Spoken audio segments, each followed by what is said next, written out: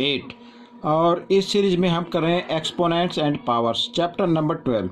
बहुत ही ज़्यादा इम्पोर्टेंट है बच्चों। जो बच्चे मेरे चैनल को पहली बार देख रहे हैं प्लीज़ वो मेरे चैनल को सब्सक्राइब कर दें, साथ ही बेल आइकन को क्लिक कर दें। देखते हैं नेक्स्ट क्वेश्चन क्या कहता है। अब हम करने वाले हैं बच्चों यहाँ पर क्वेश्चन नंबर 25। क्वेश्चन नंबर 25 हम करने वाले हैं।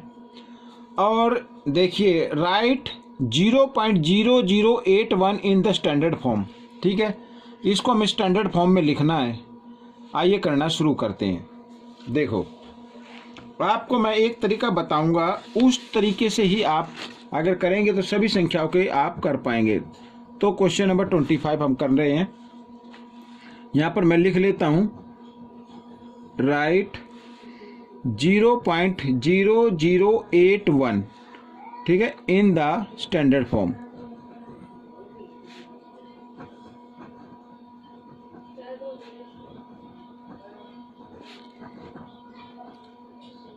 ये देखो, अब यहाँ पर करना शुरू करते हैं। देखो 0.0081, ठीक है, इस तरीके से ये दिया हुआ है।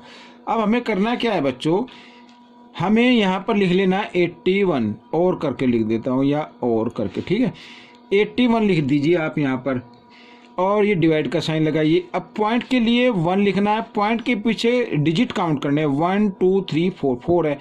लेकिन आपको स्टैंडर्ड फॉर्म में जिसको लिखना है तो उसमें से 1 डिजिट कम काउंट करे, जैसे 1 2 3 लिखे तो यानी इसके पीछे 30 लगा दें, इस तरीके से। ठीक है, अब मैं इसको इधर बताता हूँ। तो इसको लिख सकते हैं 10 की पावर 3।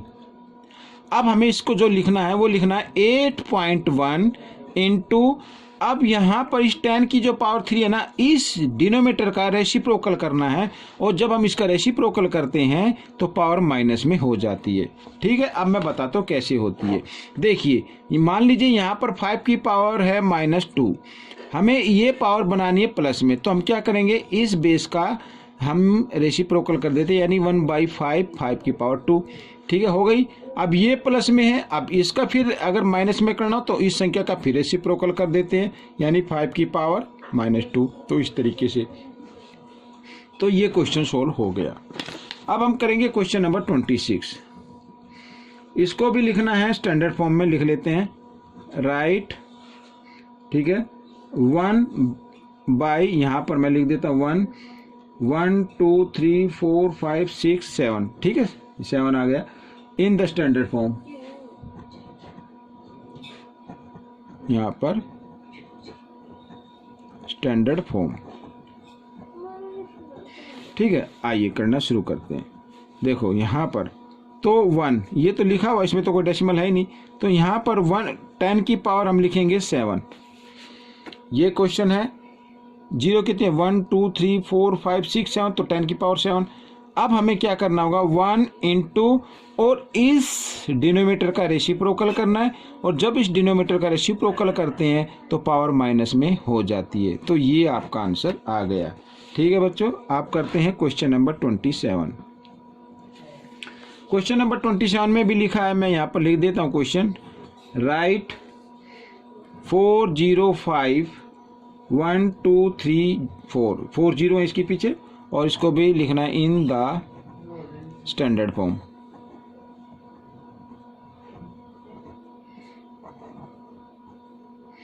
अब बच्चों देखो, यहाँ पर ये नंबर लिखा हुआ है, ठीक है, इसमें कोई पॉइंट भी नहीं है, तो हम इसको किस तरीके से लिख सकते हैं, यहाँ पर और करके, तो 4.05 इंटू, ठीक है, अब यहाँ से डिजिट काउंट कीजिए, 1 2 3 4 5 6, तो 10 की पावर 6 लिखनी है। ठीक है, क्यों किया, क्योंकि हमने यहाँ पर 2 डिजिट के बाद से डेसिमल लिया है, यहाँ से लिया है, तो उसका मतलब सभी डिजिट काउंट होंगे, 1 2 3 4 5 6, तो 10 की पावर 6, ये आपका आंसर आ गया। चलते हैं क्वेश्चन नंबर 28 पर, राइट 0.00000085, ठीक है बच्चों, इन द स्टैंडर्ड फॉर्म।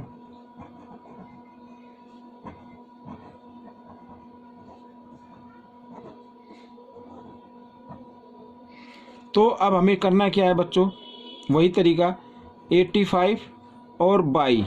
अब हमें ये डिजिट जो काउंट करना है वो यहाँ तक करना है, ये 1 डिजिट छोड़ देना है। तो 1 2 3 4 5 6 7 8, तो हम यहाँ पर वर्ड पॉइंट के लिए 1 और इसके पीछे 8 0 हम लगा देंगे इस तरीके से, 1 2 3 4 5 6 7 8। ठीक है, आइए आगे कर लेते हैं। तो 85 और इसको लिखेंगे 10 की पावर 8। ठीक है, 8। तो अब हमें क्या करना होगा, हम लिखते 8.5 इंटू, अब इस डिनोमिनेटर का रेसिप्रोकल कर देना है, और रेसिप्रोकल जब हम करेंगे तो इसकी पावर इधर मल्टीप्लाई में के फॉर्म में इधर ये 10 की पावर -8 हो जाती है। ठीक है, इस तरीके से ये आपका आंसर आ गया। अब करना है क्वेश्चन नंबर 29। ठीक है बच्चों, अब क्वेश्चन नंबर 29 में लिखा है इफ यहाँ पर 5 की power 2x equal 625, find the value x।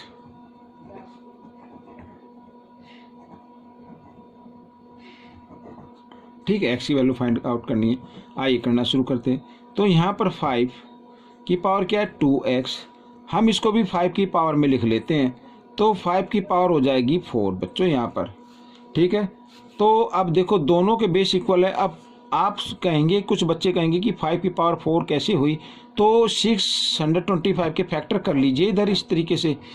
ठीक है, 5 1 जा 5, 5 2 जा 10, 5 5 जा 25, फिर 5 से करते हैं 5 2 जा 10, 5 5 जा 25, फिर 5 से 5 5 जा 25, 5 1 जा 5।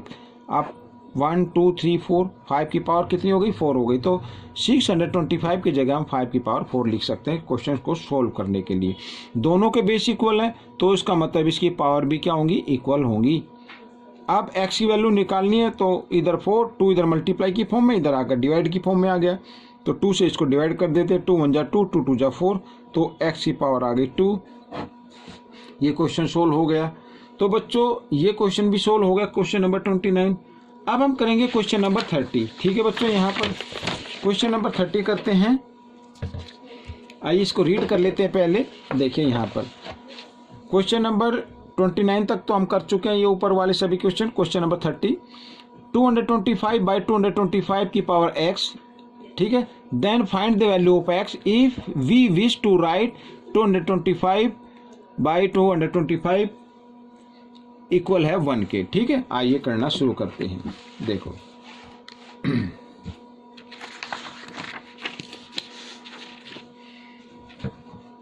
क्वेश्चन नंबर 30 लिख लेते हैं एक बार। 225 बाई 225, यहाँ पर इसकी पावर है x। ठीक है, then find the value of x if we wish to write 225 by 225 is equal 1। ठीक है, इस तरीके से। अब देखो यहाँ पर गिवन है 225 बाई 225, इसकी पावर है x। ठीक है बच्चों, और यहाँ पर दिया हुआ है if we wish to write 225 by 225 is equal 1। ये किसके इक्वल है, तो 1 के, तो मैं यहाँ पर लगा देता हूँ 1। ठीक है, अब बच्चों यहाँ पर देखिए ये 1 लगा दिया मैंने। अब हमने जो फॉर्मूले याद किए थे, अब उनको थोड़ा सा और रिमाइंड करते हैं। देखो यहाँ पर अगर x की पावर 0 होती है तो उसका आंसर क्या होता है, 1 होता है। ठीक है, यदि 5 की पावर 0 है तो इसका मतलब आंसर क्या होगा, 1 होगा। तो इस 1 की जगह हम लिख सकते हैं 225 बाई 225 की पावर क्या लिख सकते हैं, 0 लिख सकते हैं ना 0। तो यहाँ पर बच्चों अब ये बेस तो इक्वल आ गए, तो इसका मतलब इसकी पावर भी क्या होगी, इक्वल होगी। तो x की वैल्यू क्या आ जाएगी, 0 आ जाएगी। ठीक है, ये क्वेश्चन भी सोल्व हो गया। आइए करते हैं